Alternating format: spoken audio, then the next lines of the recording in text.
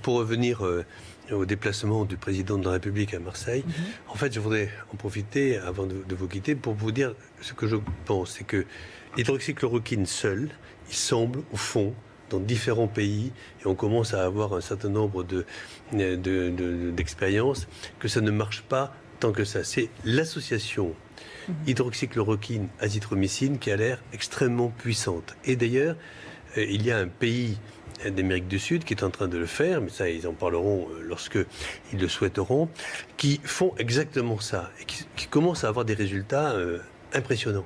Donc il faut bien comprendre que les essais cliniques, parce qu'on parle toujours de l'hydroxychloroquine, mais l'hydroxychloroquine associée à cet antibiotique qui est très connu, puisque un Américain sur 8 prend de l'azithromycine, c'est un antibiotique à visée d'infection respiratoire. C'est cette association-là qui certainement est très efficace. Ça veut dire que vous invalidez l'étude Discovery qui ne teste pas ça. Alors premièrement, je l'invalide parce qu'elle ne teste pas cette association, comme mon voisin le dit souvent.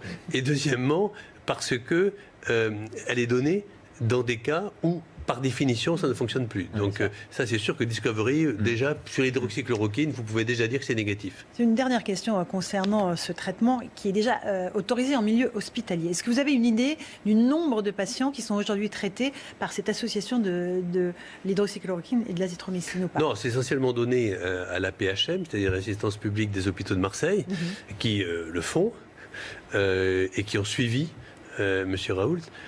Mais sinon...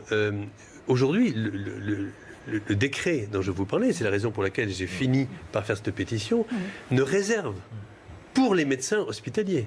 C'est ça. Ce médicament que aux patients sévères avec oxygénorésistance, avec deux pneumopathies et avec des insuffisances respiratoires.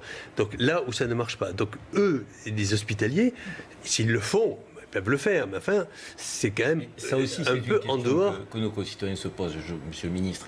Pourquoi Discovery ne teste pas l'association avec l'azithromycine, qui est l'antibactérien? Pourquoi nous prescrivons dans l'arrêté, dans le décret, donc une prescription autorisée en fin de parcours? Enfin, deux éléments qui vont à l'encontre du protocole. Pourquoi? Vous qui connaissez la machine, pourquoi? Raoult fournit une réponse en fait ce matin dans une tribune, et j'étais ravi qu'il le fasse parce que ça fait 3 semaines que personnellement j'ai du mal avec le style de communication du professeur Raoult, qui se drape toujours dans sa réputation internationale et ses nombreuses publications, ce qui est vrai, mais enfin, je veux dire, dans l'état actuel des choses, quand on s'adresse à tous les Français, ça suffisait pas. Et là, ce matin, il s'explique et il dit 2 choses qui sont très intéressantes. Sur la première, il dit sur la méthode. On me dit de ne pas avoir fait la fameuse méthode double aveugle. Il dit ça, c'est une habitude et qui ne correspond pas. C'est une habitude prise par les agences de santé, par l'industrie pharmaceutique. Mais dans le cas présent, quand on veut tester sur un virus l'efficacité d'un médicament, ça ne répond pas à l'urgence. L'urgence, c'est quoi quand on a un virus sur lequel on n'a pas de traitement?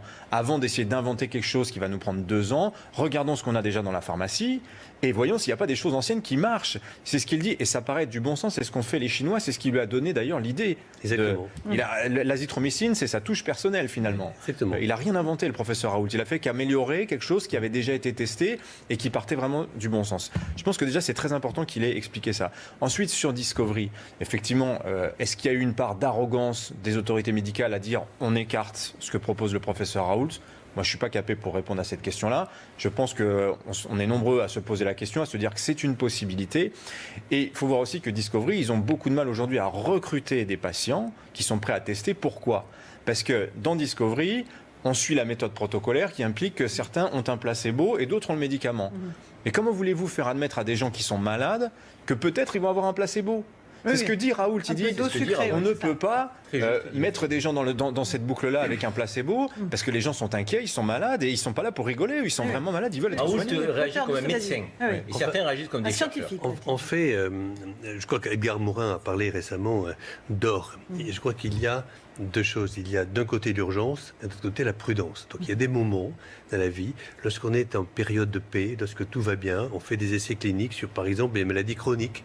Alors c'est le cancer, qui est le nouveau médicament contre le cancer, contre l'asthme, contre les maladies cardiovasculaires.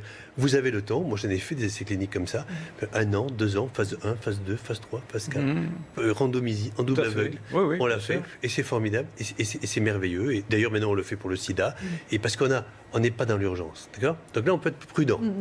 Mais quand on est dans l'urgence, hier ils ont reçu 482 personnes en réanimation. Vous vous rendez compte ce que c'est, 482 personnes en réanimation dans une journée? On n'a jamais vu ça.